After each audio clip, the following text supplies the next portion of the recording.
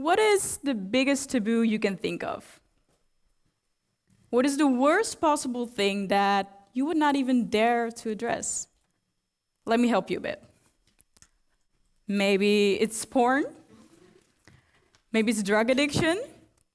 Maybe it's your financial situation. Maybe it's abortion. Maybe it's the female orgasm. So what is it with these taboos? Why are we so stubborn to talk about them? Because it's quite likely that you've probably dealt with at least one of these before. I know for sure that I have. And yet, we don't dare to bring these topics to the table.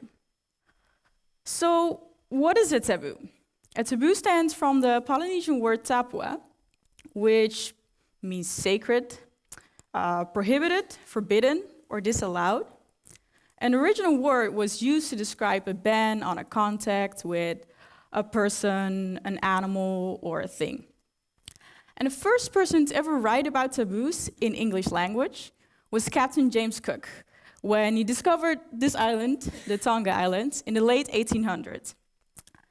He described tapua as a word that points to something that was forbidden or absolutely could not be touched. And the Tongans used the word to describe something that was forbidden to eat or forbidden to make use of. But nowadays, if we Google the word, it says that a taboo is an implicit prohibition on something based on a cultural sense that is excessively repulsive or perhaps too sacred for ordinary people. And what fascinated me most about this definition, it's the part too sacred for ordinary people. Since sacred is another word for holy, and if you think of holy, well, if I think of holy, it's basically something that you would not even think of talking about because it's holy. When a behavior or practice significantly deviates from a social norm, it may be classified as a taboo. And studies say that taboos are meant to protect the human individual.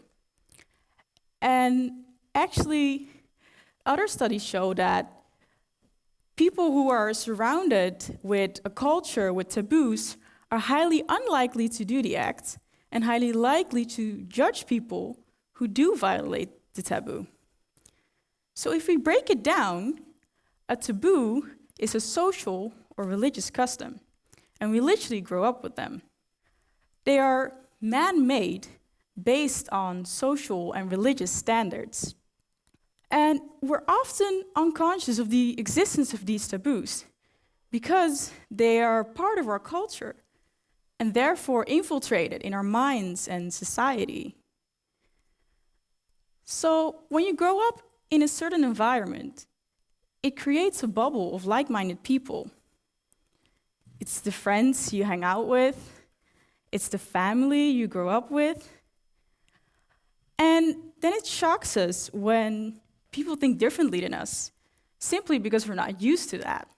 So let's say you and your friends all agree that money shouldn't be your only motivation to work. Your final goal should be to just be happy with where you are in life. And then when someone walks in your life and they just want to work to become successful and rich and powerful, your first thought might be that that's like unbelievable. It's materialistic, maybe you think. Or maybe you even think it's selfish. Simply because you're not used to that.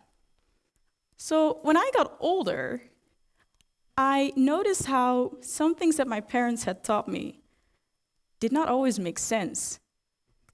And it's in no way that I do not appreciate what my parents had taught me, but I came to a realization that the things they did teach me did not necessarily have to mean that they were true. Yeah, right? Yeah.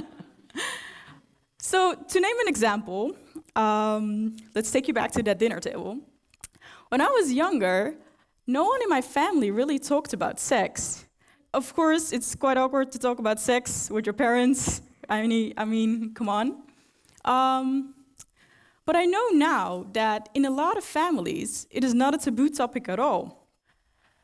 And it wasn't only a taboo in my family, but it was also a taboo in other environments in my life.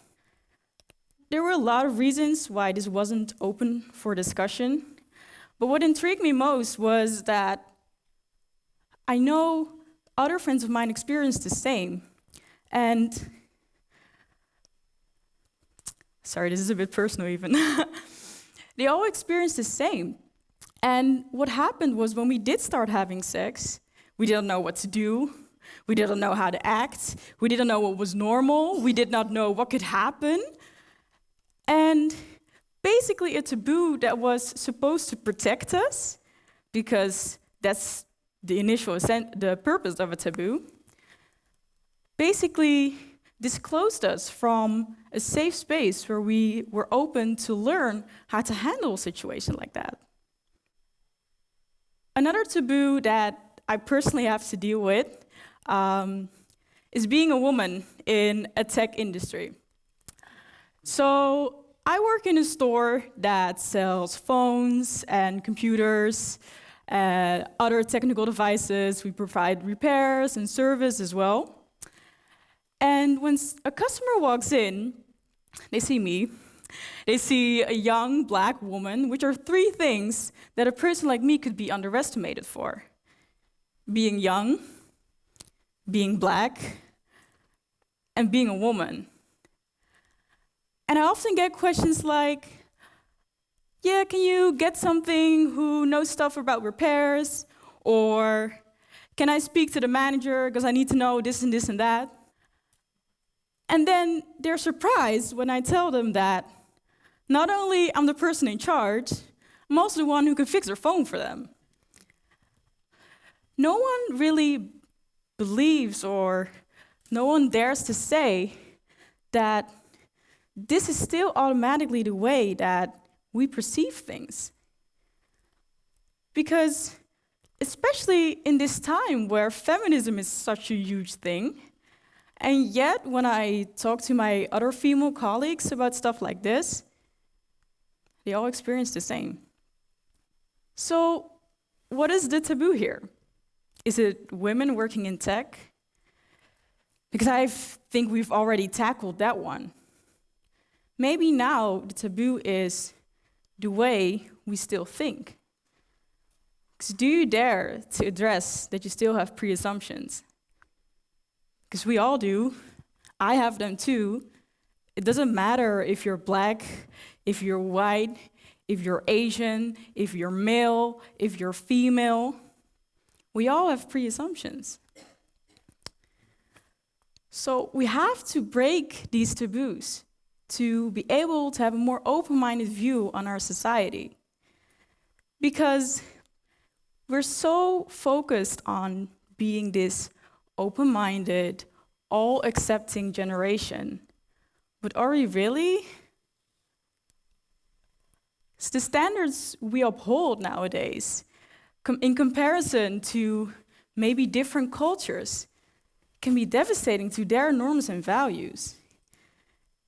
To name another example, it's the right to wear a burqa in public space in NL. It's been quite a big topic lately. Because in Dutch culture, it might be a norm to see a person's face in public space, when in another culture, it may be the norm for women to hide certain aspects of their appearance. And we now see that there's like laws created around it, and people have so many mixed opinions on them. We have to take a step back and look at the situation, what is happening, and learn what developments are happening around us, because the world around us is changing. We have to look at something and think twice of what we really think is right. Everything is changing. The way we love changed. If you just look at LGBTQ community, we can love whoever we want and it's okay. The way we care change.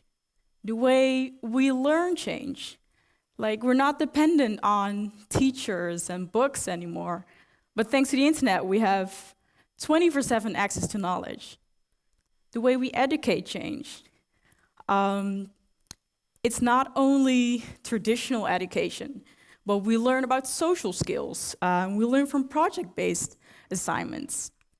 The way we eat changed. Like a lot of people becoming vegan or vegetarian, and we're way more conscious if what we're eating is actually healthy. And the way we develop changed, with AI and VR taking over big parts, and technology actually taking big parts of our industry. So we need to step out and educate ourselves and look at every situation individually, because the world around us is changing. Yes, as I explained, taboos are there to protect us from so-called dangers, but we have to create an open discussion and on these topics, because yeah, it might be difficult to talk about stuff like incest or pedophilia, but what do we really win by keeping these topics under the table? One thing is for sure, we cannot get rid of all taboos. But I believe that we can create a new generation, a new environment, where we take every situation and we look at every taboo with an open and approachable mindset. Thank you very much.